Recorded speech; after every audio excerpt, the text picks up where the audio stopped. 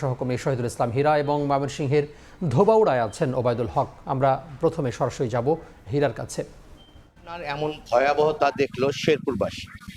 গত শুক্রবার সকাল থেকে ভারত থেকে নেমে আসা বন্যার পাহাড়ি ঢলে শেরপুরের শ্রীপুরদি, ঝিনাইগাতি এবং নালিতাবাড়ী উপজেলা, তিনটি উপজেলায় বন্যা দেখা দিয়েছে। এই তিনটি উপজেলায় প্রায় ১.৫ শতাধিক গ্রামের ১.৫ লক্ষাধিক মানুষ এখন পানিবন্দী হয়ে আছে। যে মানুষগুলো বন্যায় দুর্গত অবস্থায় আটকে পড়া ছিল তাদেরকে সেনাবাহিনীর দল এবং স্বেচ্ছাসেবী দল উদ্ধার করে নিরাপদ আশ্রয়ে এনেছেন।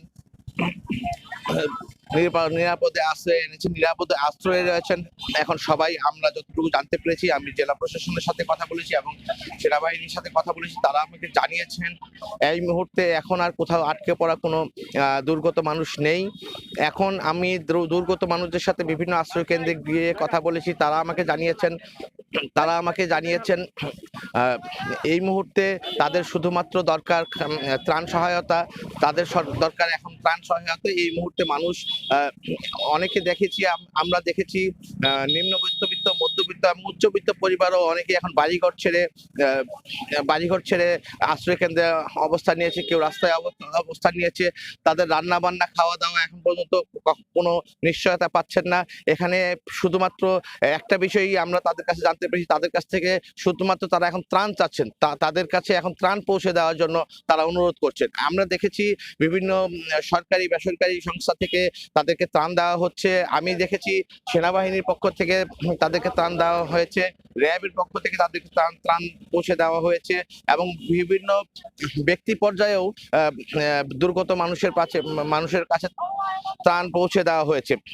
আমি এই একটা কথা আপনাকে জানিয়ে রাখি, শেরপুরে গত ৩ দিনে শেরপুরে এই বন্যার পানিতে ডুবে ৫ জন মানুষের মৃত্যুর ঘটনা ঘটেছে।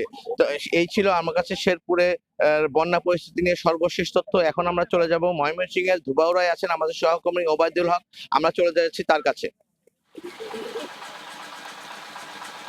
আমি যে জায়গাটিতে দাঁড়িয়ে আছি এটি হালুয়াঘাট এবং ধোবাউড়া উপজেলার যে সংযোগ সড়ক, এই সংযোগ সড়কের ঠিক পাশে একটি বসতঘর।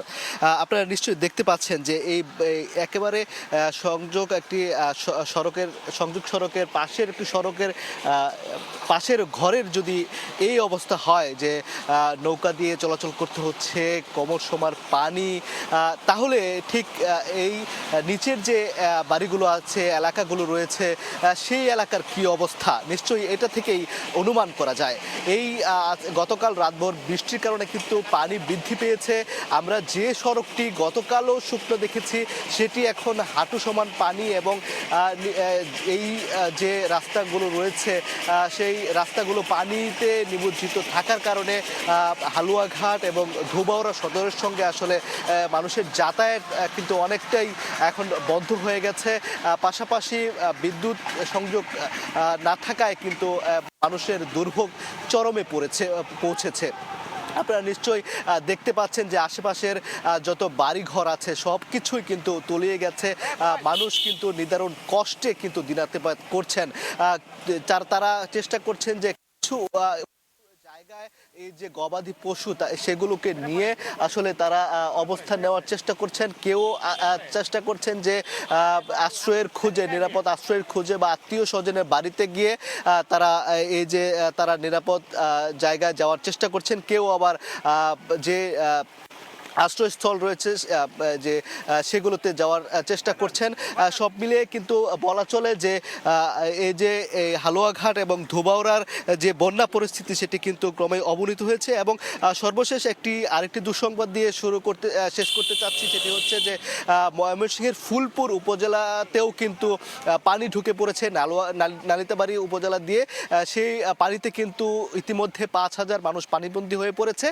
সেখানে প্রশাসন এবং র্যাপিড স্বেচ্ছাসেবী যারা রয়েছেন তারা কিন্তু তাদেরকে উদ্ধার অভিযান পরিচালনা করছে। তো এই ছিল ময়মনসিংহের বন্যা দুর্গত এলাকা থেকে সর্বশেষ। বন্যার খবর জানাচ্ছিলেন সহকর্মীরা। আমরা সরাসরি যুক্ত হয়েছিলাম ময়মনসিংহ এবং তারওয়াকে শেরপুর থেকে।